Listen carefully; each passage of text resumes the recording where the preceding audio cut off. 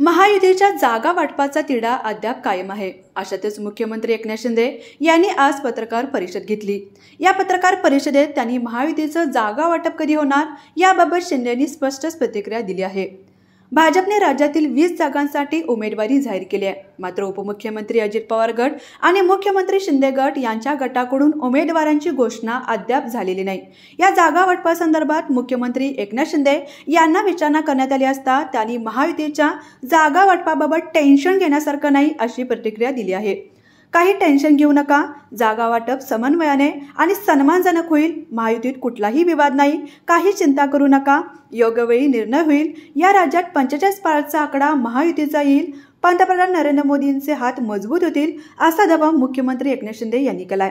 मुख्यमंत्री एकनाथ शिंदे यांनी दावा केलाय खरा, पण मुख्यमंत्री एकनाथ शिंदे आणि उपमुख्यमंत्री अजित पवारांना महायुतीकडून किती जागा मिळणार हे पाहणं महत्त्वाचं असणार आहे। कारण आता महायुतीमध्ये राज ठाकरेंची मनसे सुद्धा हात मिळवणी करणार असल्याची चर्चा सध्या जोरदार सुरू आहे।